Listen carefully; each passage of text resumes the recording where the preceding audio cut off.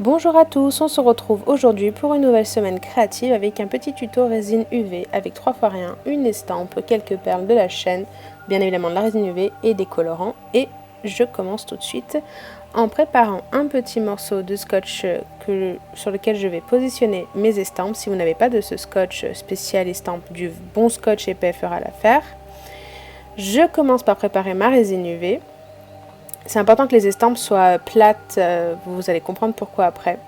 Donc je mets mes colorants, j'ai mis une goutte de jaune et le bleu je l'ai pris au cure-dent parce que je veux commencer par une couleur assez claire. Je vais jouer sur un dégradé de vert, donc je commence par teinter ma résine légèrement et je vais la foncer au fur et à mesure. Avec un outil un peu pointu assez fin, je commence à remplir mes petits trous. Si vos trous sont plus fins que ça, prenez un cure-dent, vous verrez que par la suite c'est ce que je vais faire. Je joue là avec mes trous en essayant d'être à peu près symétrique, à peu près propre. Comme je vous ai dit, je viens refoncer au fur et à mesure ma couleur en rajoutant un petit peu de bleu. Attention, le bleu, ça teinte très vite. Donc si vous voulez garder la transparence, ne mettez pas une goutte au départ parce que sinon ça sera opaque. Là, on voit peut-être pas trop la nuance, mais après on verra la différence quand on mettra d'autres couleurs à côté. Et donc là, je pars sur quelque chose de plus épais et j'ai rajouté, j'ai mal cadré, des pigments qu'on utilise pour le nail art qui donnent un côté brillant à ma texture. Et donc je continue avec mes petits trous. Comme je vous disais, aidez-vous d'un cure-dent et voire d'une aiguille si vraiment les trous sont très fins.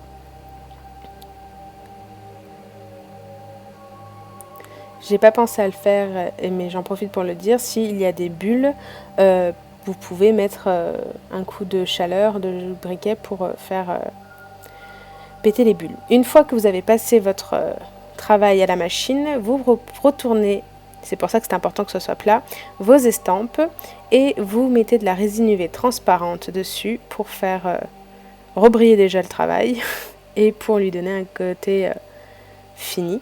Pour le montage, je vais utiliser de la chaîne, des petites perles et c'est tout. Donc du coup, je commence par préparer mes premières perles qui ne sont pas percées horizontalement mais verticalement. Donc c'est le contraire, elles ne sont pas verticales mais horizontales, donc j'ai utilisé un anneau. Je cadre toujours aussi bien. C'est pas facile quand on travaille en hauteur. Donc du coup j'ai coupé un morceau de chaîne de façon à ce qu'il dépasse de mon estampe. Et je fais la même chose pour ma deuxième petite perle.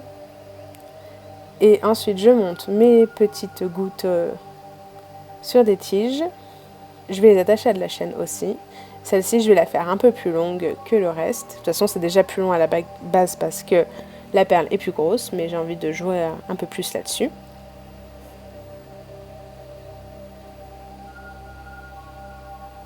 Vous pouvez en mettre plus. Alors si vous voulez en mettre plus, vous n'allez pas pouvoir faire le même système d'attache que moi, il faudra prendre un anneau plus gros, mais ça se fait aussi. Là du coup, j'ai misé sur ce nombre-là pour ne pas avoir besoin de plus gros anneaux pour le montage.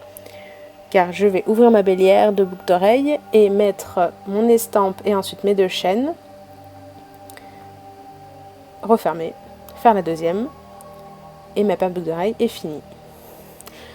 Voilà, j'espère que ça vous aura plu. Je trouvais ça simple, efficace. Si les estampes vous intéressent, je vous mettrai le lien sur le site où je les ai trouvées. Pour le reste, ça se trouve de partout. Je les trouve plutôt jolies.